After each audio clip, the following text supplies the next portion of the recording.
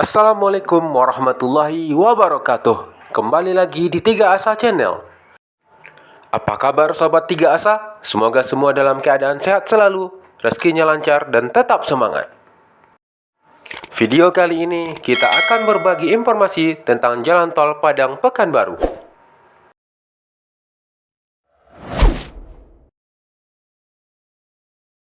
Pemerintah pusat mengungkapkan anggaran pembangunan jalan tol Trans Sumatera terkumpul 95 triliun rupiah. Anggaran ini jauh dari pagu yang telah direncanakan, yakni 465 triliun rupiah.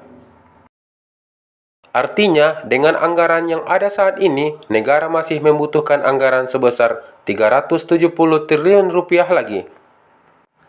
Kekurangan anggaran ini terungkap dari konsultasi publik rancangan peraturan Presiden soal tol Trans Sumatera.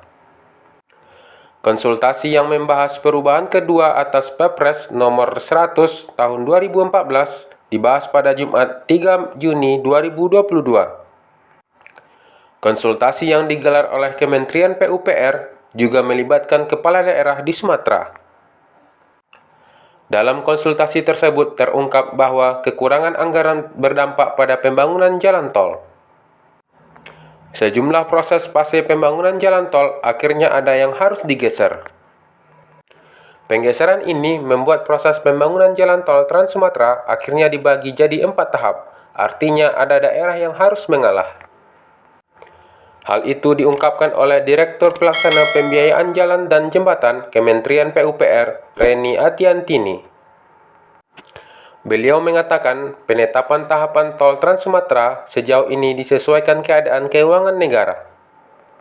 Kemudian, anggaran yang terfokus pada tol ini telah diproyeksikan sampai 2024 mendatang. Namun, apabila ada perubahan dan arahan pimpinan akan segera disesuaikan kembali.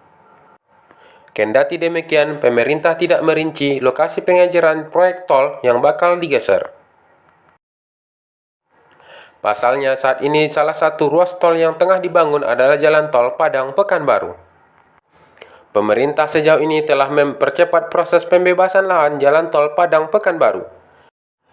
Adapun proses percepatan itu khususnya untuk pembangunan ruas tol Padang Sicincin. Tujuannya adalah supaya tol sepanjang 37 km itu bisa segera beroperasi pada tahun 2024 mendatang. Wakil Gubernur Sumatera Barat, Audi Junaldi, mengatakan masih ada 1.485 bidang tanah yang harus diselesaikan. Beliau mengatakan peran pemerintah di Sumatera Barat sangat dibutuhkan untuk melakukan pendekatan kepada warga. Pendekatan tersebut berkaitan dengan negosiasi pelepasan tanah untuk jalan tol.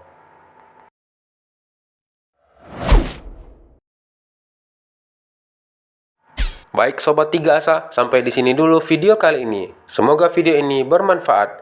Jangan lupa dukung channel ini dengan like, komen, subscribe, dan share video ini. Terima kasih. Assalamualaikum warahmatullahi wabarakatuh.